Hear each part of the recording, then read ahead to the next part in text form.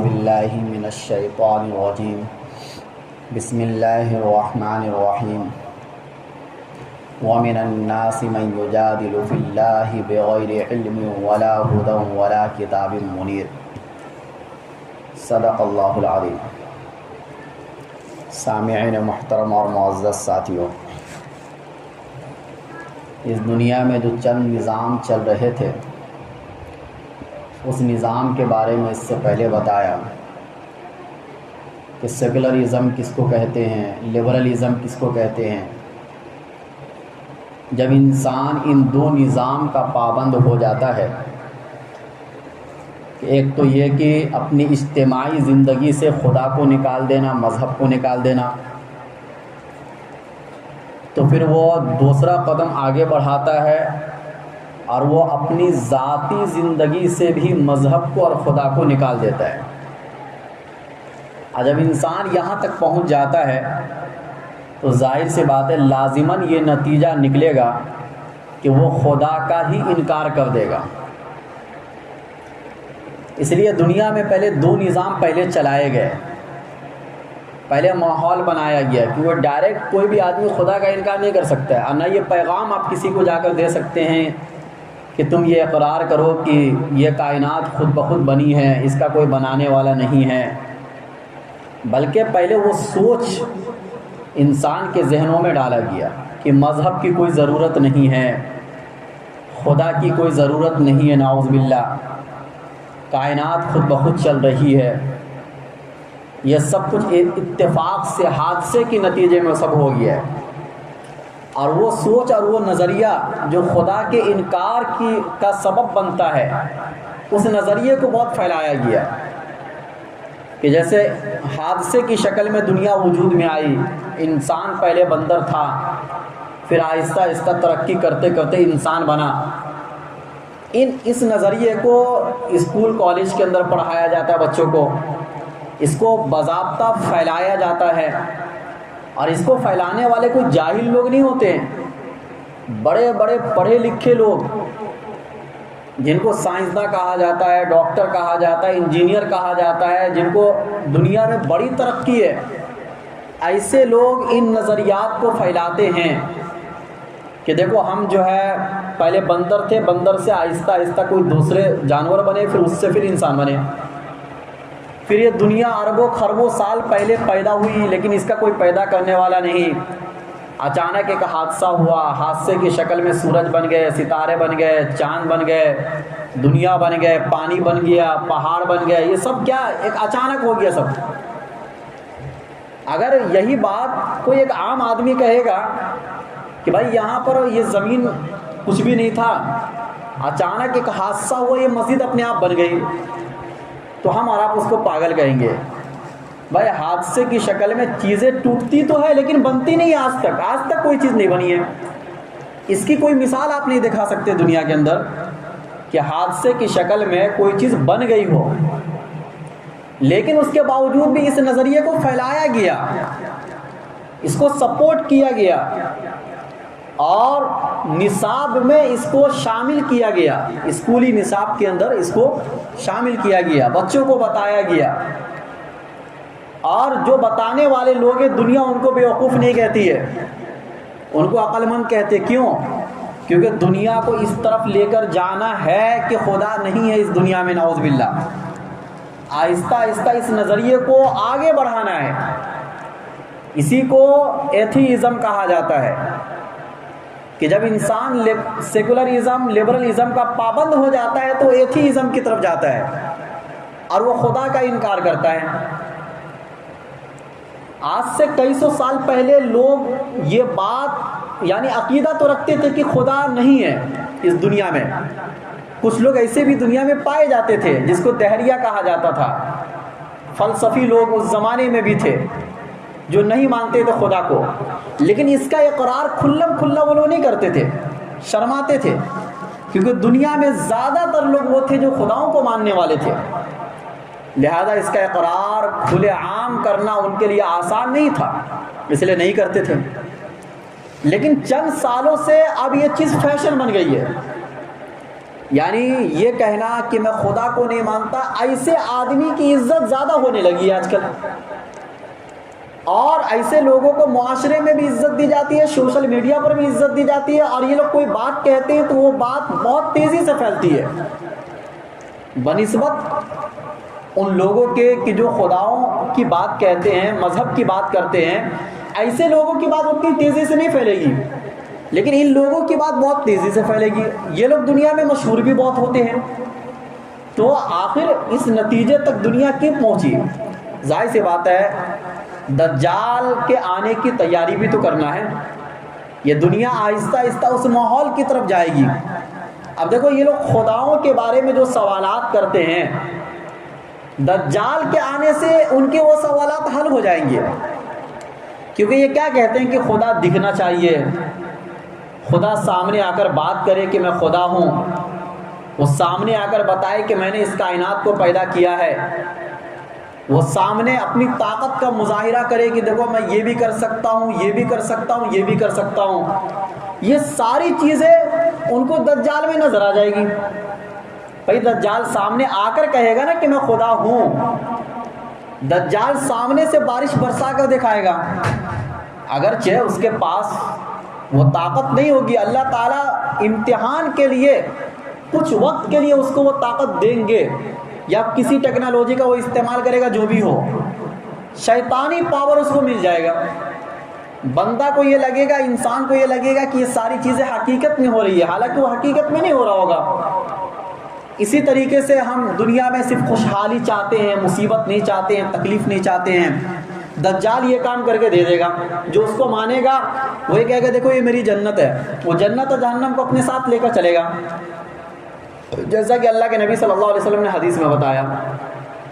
تو دجال جس طریقے سے دعویٰ کرے گا اور اس دعوے کے مطابق وہ اپنے آپ کو خدا ثابت کرے گا، ویسا والا خدا یہ ملحدین بھی تلاش کر رہے ہیں۔ یعنی جو خدا کو آج نہیں مان رہے نا، جو اصل خدا ان کو جو لوگ نہیں مان رہے ہیں، اور ان کو جو والا خدا چاہیے اور جو تعریف وہ کرتے ہیں خداؤں کی، اس جیسا خدا ان کو دجال کی شکل میں ملے گا، اور دجال کو یہی لوگ خدا مان لیں گے۔ جو آج خداؤں کا انکار کرتے ہیں نا، ایسے ملحدین لوگ دجال کو خدا مان لیں گے اس کی طاقت کو دیکھ کر۔ تو کہنے کا مطلب ہے کہ دنیا دجالیت کی طرف جا رہی ہے، یہ دجالی دور ہے۔ اب دجالی دور میں کیا ہوگا؟ خداؤں کا انکار بہت کثرت سے ہوگا، اس نظریے کو بہت زیادہ پھیلایا جائے گا تاکہ لوگوں کا نظریہ خداؤں سے ہٹے، اور تاکہ جب دجال آئے تو فوراً اس کو خدا مان لے لو، کیونکہ اس کے پاس اتنا ٹائم نہیں ہوگا کہ وہ دنیا کو دلائل کے ذریعے سے سمجھائے۔ وہ تو 40 دن کے لیے آئے گا نا دنیا میں، تو 40 دن میں کتنے لوگ کو سمجھا پائے گا؟ وہ آدمی 40 سال میں ایک بات نہیں سمجھ پاتا، وہ 40 دن میں کتنی باتیں سمجھا سکتا ہے؟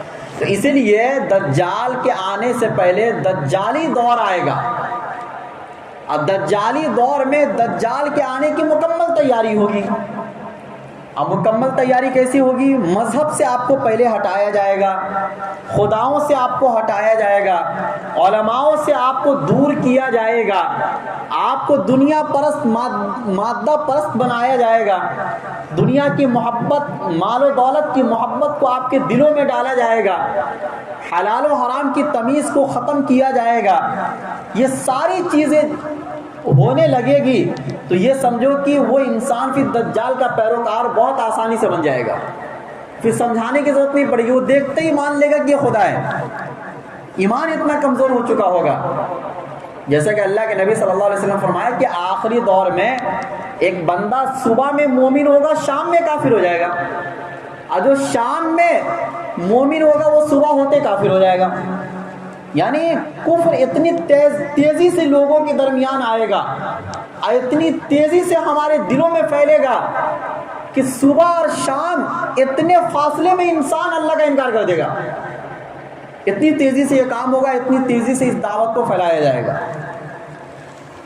اب دیکھو، یہ نظریہ جو ہے نا خداؤں کے انکار کا، یہ اگرچہ آج بھی بہت سے لوگ ایسے ہیں جو خداؤں کو مانتے ہیں، لیکن ان کے ماننے کا جو آج کے زمانے میں طریقہ ہے نا، وہ ماننا نہ ماننا دونوں برابر ہے۔ اگر ان سے یہ کہہ دیا جائے کہ آپ کو اتنی دنیا دے دیں گے، ہم اتنا مال و دولت دیں گے، تم خداؤں کا انکار کر دو، وہ انکار کر دے گا وہ، کیونکہ آج کے زمانے میں ماننا نہ ماننا کچھ لوگوں کا دونوں برابر ہو چکا ہے. وہ مذہب کی ایک بھی بات نہیں مانتے، وہ اللہ کو بس اتنا ہی مانتے کہ بس ہے کوئی چلانے والا، بس چل رہا ہے، باقی اس سے زیادہ ماننے کی ضرورت نہیں ہے. اور یہ نظریہ زیادہ تر دنیا کے ان ملکوں میں کہ جہاں مذہب کی مخالفت بہت ہوئی ہے، روس جیسے ممالک میں، جاپان جیسے ممالک میں، چائنا جیسے ممالک میں، خداؤں کا انکار کرنے والے وہاں 70-80% لوگ ہیں، یعنی کثرت سے وہاں پھیلا، اور وہاں سے پھر آہستہ آہستہ دنیا میں بھی پھیلتا چلا گیا. اس کی ابتدا اگر آپ دیکھیں گے تو ابلیس سے ہوئی ہے. ابلیس نے بھی خدا کی بات ماننے سے انکار کیا تو اس نے وحی کے مقابلے میں اپنی عقل کو چلایا تھا. آج بھی دنیا میں زیادہ تر لوگ اپنی عقل سے فیصلہ کر رہے ہیں، حالانکہ ہم یہ کہتے ہیں کہ خدا کے وجود کو ماننا یہ تو عقل سے بھی ثابت ہے، اور عقل کے علاوہ یہ ایسی چیزیں جو غیب سے متعلق ہے. خدا کا وجود کیا ہے؟ غیب سے متعلق چیزیں ہیں. خدا کی صفات یہ غیب سے متعلق چیزیں ہیں، اور غیب سے متعلق جو چیزیں اس میں عقل نہیں چلتی ہے، اس میں پیغمبروں کی تعلیمات کو آگے رکھا جاتا ہے. ہر چیز میں عقل کا استعمال، ہر چیز میں سائنس کا استعمال یہ صحیح نہیں ہوتا، یہ انسان کو گمراہ کر دے گا. لیکن یہ لوگ اپنی عقل سے فیصلہ کر کے یہ کہتے ہیں کہ بھائی خدا کا وجود نہیں ہے، حالانکہ عقل اس بات میں ان کا ساتھ نہیں دیتی ہے. عقل تو یہ کہتی ہے کہ کوئی نہ کوئی ہونا چاہیے کائنات کو چلانے والا، کیونکہ دنیا میں کوئی بھی چیز بغیر چلانے والے کے نہیں چلتی ہے. ایسی کوئی چیز آپ نے دیکھی کہ جو ریموٹ کنٹرول کے بغیر بھی یا گاڑی میں بیٹھے بغیر بھی گاڑی اپنے آپ چلے؟ جو گاڑیاں اپنے آپ چلتی ہیں اس کا بھی کنٹرولر کوئی نہ کوئی ہوتا ہے جہاں سے اس کو کنٹرول کیا جاتا ہے. اس کے بغیر کوئی بھی گاڑی اپنے آپ بنی، اپنے آپ بننے کے بعد وہ راستے پر آئی اور اپنے آپ ٹریفک کے نظام کو سمجھ گئی، اور سمجھنے کے بعد وہ اپنے حساب سے ایک دم صحیح طریقے سے چل رہی ہے، اور جہاں اس کو جانا وہاں چلی بھی جا رہی ہے. یہ تو نہیں ہو سکتا دنیا کے اندر، یہ قیامت تک نہیں ہو سکتا ہے. تو عقل یہ فیصلہ کرتی ہے کہ جب ایک چھوٹی سی گاڑی خود سے نہیں چل سکتی ہے تو اتنا بڑا کائنات یہ کیسے خود بخود چل سکتا ہے. اس کے بے شمار دلائل ہے. دلائل کی طرف نہ جاتے ہوئے میں آپ کو یہ بتلانا چاہ رہا ہوں کہ آخر لوگ خدا کے انکار کی طرف کیوں بڑھ رہے ہیں. خدا کے انکار کے اسباب کیا کیا ہو سکتے ہیں؟ پہلا سبب نفس پرستی اور خواہشات کی غلامی.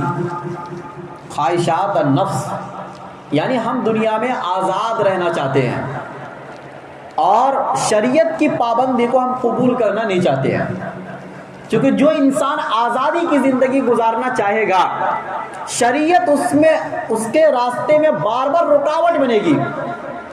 ایک انسان اپنی خواہشات کو پوری کرنا چاہتا ہے، شراب پینا چاہتا ہے، شریعت رکاوٹ بنے گی. ایک انسان نماز چھوڑ کر سونا چاہتا ہے تاکہ نیند اور پوری کر لو، شریعت وہاں پر رکاوٹ بنے گی، بھائی فجر کے لیے آپ کو اٹھنا ہے. ایک انسان رمضان کے مہینے میں کھاتے پیتے زندگی گزارنا چاہتا ہے، شریعت اس کے لیے رکاوٹ بنے گی. ایک انسان اپنا پیسہ اپنے پاس جمع کر کے رکھنا چاہتا ہے، اس میں سے 1 روپیہ خرچ کرنا نہیں چاہتا ہے، شریعت رکاوٹ بنے گی کہ اس میں سے زکوٰۃ نکالنا فرض ہے تمہارے لیے. اسی طریقے سے ماں باپ کے حقوق پورے کرنے ضروری ہے، ان کی خدمت کرنا ضروری ہے، لیکن انسان نہیں چاہتا. انسان چاہتا میں ماں باپ سے آزاد ہو جاؤں. بڑھاپے میں ان کی خدمت کرنا بہت مشکل کام ہے. ان مشکلات میں کون زندگی گزارنا چاہے گا؟ لیکن شریعت تو اس کو روکے گی نا، شریعت اس کے راستے میں رکاوٹ بنتی ہے. اس لیے انسان چونکہ نفس کا غلام ہو جاتا ہے، آزادی چاہتا ہے، اس آزادی کے پیش نظر وہ شریعت کا پہلے انکار کرتا ہے، پھر خدا کا انکار کرتا ہے. کیونکہ خدا کی جو رکاوٹ ہے، اس رکاوٹ میں وہ چلنا نہیں چاہتا ہے. وہ اس رکاوٹ میں اگر وہ چلنا چاہے گا تو اس کی جو دنیاوی ترقی وہ رک جائے گی. اس لیے انسان خداؤں کا انکار کر دیتا ہے. یعنی پہلا سبب تو یہی ہے، نفس کی غلامی اور آزادی. انسان کے ذہن میں آزادی گھس گئی ہے، حالانکہ جس آزادی کے ساتھ انسان زندگی گزارنا چاہتا ہے، اس آزادی کے ساتھ خدا کا انکار کرنے والا انسان بھی نہیں گزار سکتا ہے. بھائی دنیا میں آزادی چاہے خدا کو مانو یا نہ مانو، آپ زیادہ آزاد نہیں ہو سکتے ہیں۔ جیسے اس کو میں مثال سے سمجھاؤں، ایک انسان یہ چاہتا ہے کہ میں بیمار نہ پڑوں، کیا خدا کو نہ ماننے والا انسان بیمار نہیں ہوتا ہے؟ بیمار تو وہ بھی ہوتا ہے۔ ایک انسان یہ چاہتا ہے کہ میں ہمیشہ جوان رہوں، کیا خدا کو نہ ماننے والا انسان بوڑھا نہیں ہوتا ہے؟ ایک انسان یہ چاہتا ہے کہ میں ہمیشہ مالدار رہوں، کیا خدا کو نہ ماننے والے لوگ غریب نہیں ہیں دنیا میں؟ ایک انسان یہ چاہتا ہے کہ میرے اوپر کوئی مصیبت نہ آئے، ہمیشہ میں چین اور سکون کی زندگی گزاروں، کیا خدا کو نہ ماننے والے کے اوپر مصیبت نہیں آتی ہے؟ کیا خدا کو نہ ماننے والے لوگوں پر موت نہیں آتی ہے؟ آتی تو ہے، آزادی کہاں ہے؟ کیا ایک انسان خدا کو نہیں مان کر اپنی خواہشات کو جتنی چاہے پوری کر سکتا ہے؟ کیا وہ ہر تمنا پوری کر سکتا ہے؟ وہ اگر چاہے میں چاند پر چلے جاؤں تو کیا جا سکتا ہے وہ؟ بھائی اس میں خدا کو ماننے نہ ماننے کا کوئی مطلب ہی نہیں ہے۔ پتہ یہ چلا کہ دنیا میں اگر آپ خدا کا انکار کر کے آپ نفس کی غلامی کرنا چاہتے ہیں، آپ آزادی کی زندگی گزارنا چاہتے ہیں تو بھی نہیں ہو پائے گا۔ اللہ نے روک لگا دی آزادی پر، نہ ماننے کے بعد بھی عمل الانسانی ما تمنا، کیا انسان کے لیے وہ ساری چیزیں ہو جائیں گی جس کی وہ تمنا کرتا ہے؟ اللہ نے فرمایا انہ اضحک و ابکا، انسان ہنستا بھی ہے روتا بھی ہے، اس میں اللہ تعالیٰ کا کردار ہے۔ انسان اپنے ہنسنے رونے میں با اختیار نہیں ہے تو دنیا کی دوسری چیزوں میں اس کو آزادی کیسے مل سکتی ہے؟ اس لیے بہتر یہی ہے کہ اللہ کی پابندی کو انسان قبول کرے، اور اس پابندی کو قبول کر کے زندگی گزارنے میں جو سکون ہے وہ آزادی کی زندگی گزارنے میں سکون نہیں ہے۔ تو پہلی چیز کہ آزاد رہنا چاہتے ہیں، جبکہ آزاد کوئی بھی انسان اس دنیا میں نہیں ہے، یہ میں بتلا دیا۔ دوسری چیز یہ ہے کہ آج کل جو خداؤں کا انکار اس لیے بھی ہو رہا ہے کہ دین کی غلط نمائندگی، جو مذہب کو ماننے والے لوگ ہیں وہ اسلام کی صحیح ترجمانی نہیں کر پاتے ہیں، اور وہ اس طریقے سے کہ ہم آپس میں مسلک میں بٹے ہوئے ہیں، ایک دوسرے کو غلط کہنا، جس کی وجہ سے بہت سے نوجوان ایسے ہیں کہ جن کو اسلام میں شک ہونے لگا۔ ہم اس کی نماز کو کہہ رہے ہیں کہ وہ غلط ہے، وہ ہماری نماز کو کہہ رہے ہیں کہ وہ غلط ہے۔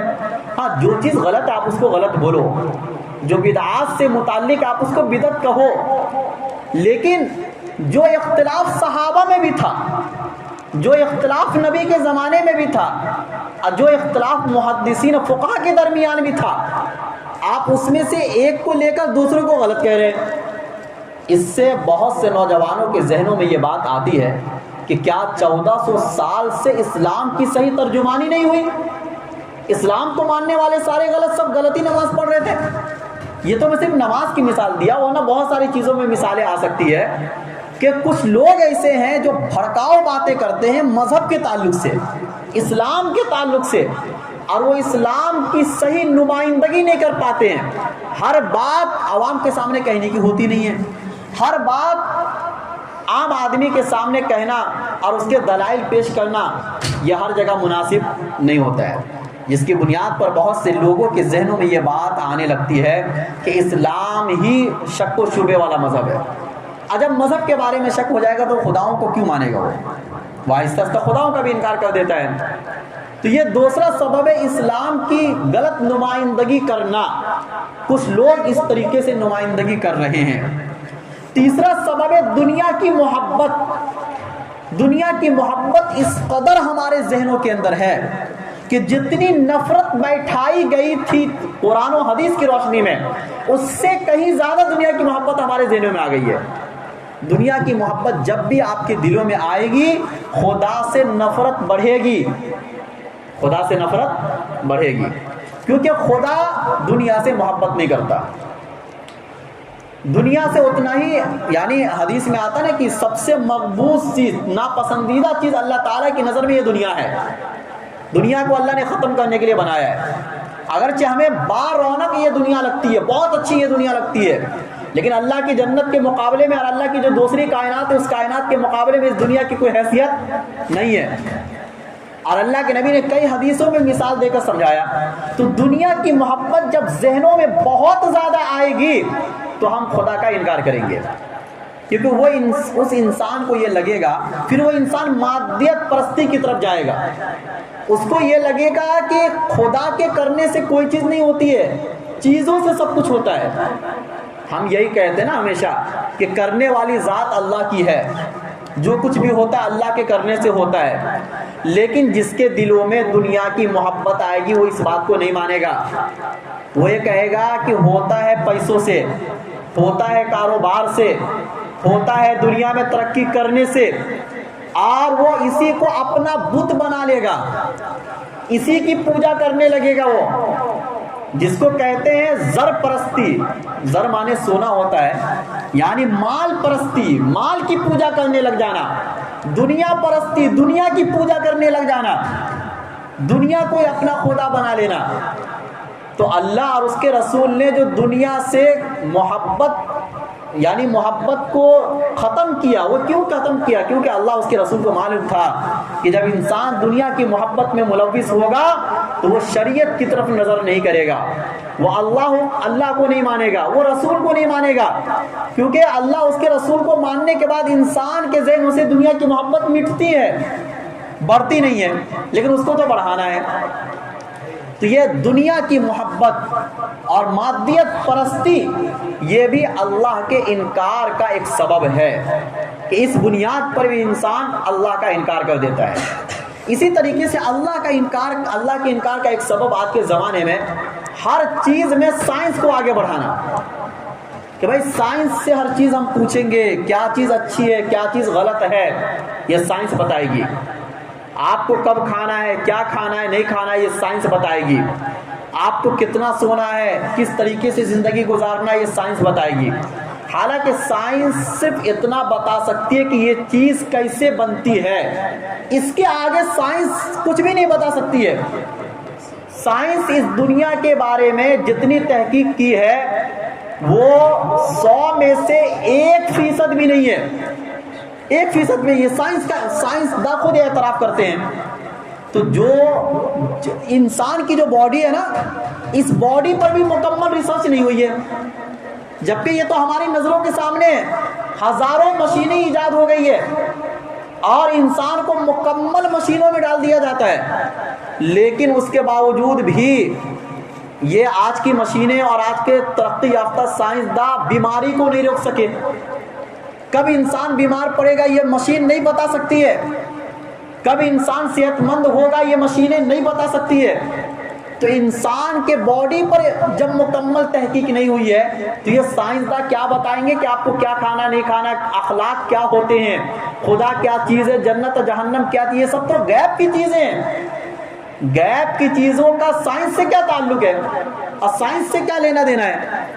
تو سائنس کو ہر چیز میں آگے بڑھانا، سائنس کی تحقیق کو پیش کرنا کہ دیکھو سائنسداں کی یہ رپورٹ آئی ہے کہ آپ جو ہے انڈا کھا سکتے کہ نہیں کھا سکتے ہیں، آپ چاول کھا سکتے کہ نہیں کھا سکتے. بھائی خدا نے جو چیزیں پیدا کی سب کھانے کی ہے، اس کا تعلق شریعت سے ہے. شریعت جن چیزوں کو حلال کہتی ہے وہ سب کھانے کی ہے، جن چیزوں کو حرام کہتی ہے وہ سب نہ کھانے کی ہے. اس کا سائنس سے کوئی تعلق نہیں ہے. لیکن آج کے زمانے میں ہمارے نوجوان سائنس کو اتنا آگے بڑھا دیے کہ اب سائنس کی رپورٹ اگر یہ آ رہی ہے کہ دنیا خود بخود وجود میں آئی ہے، اس کا کوئی پیدا کرنے والا نہیں، تو ہم نے خداؤں کا بھی انکار کر دیا. حالانکہ سائنسداں یہ بتاتے ہیں کہ سائنس کا سرسری مطالعہ انسان کو خدا کے انکار کی طرف لے کے جائے گا، اور سائنس کا گہرائی سے مطالعہ کرنا یہ انسان کو خدا کی طرف لے کے جائے گا. یہ میں رپورٹ پیش کر رہا ہوں، یہ بڑے بڑے سائنسداں نے کہا ہے کہ اگر آپ سائنس کا گہرائی سے مطالعہ کرو گے، جو وہ رپورٹیں پیش کرتے اس کا آپ گہرائی سے مطالعہ کرو گے تو آپ ماننے پر مجبور ہو جاؤ گے کہ اس کائنات کا بنانے والا کوئی نہ کوئی ہے. لیکن ہم اور آپ کیا سوشل میڈیا میں جو تھوڑی بہت تحقیق آ جاتی ہے، جو سرسری چیزیں آ جاتی ہیں، اسی کو لے لیتے ہیں اور اسی رپورٹ کو ہم پوری دنیا میں پھیلا رہے ہوتے ہیں.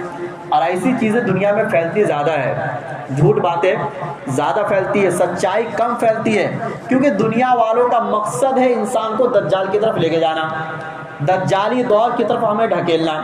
تو اللہ کے انکار کا ایک سبب یہ بھی ہے کہ ہم جو ہے سائنس کو اتنا آگے بڑھا دیے جتنا اس کو بڑھانا نہیں چاہیے تھا.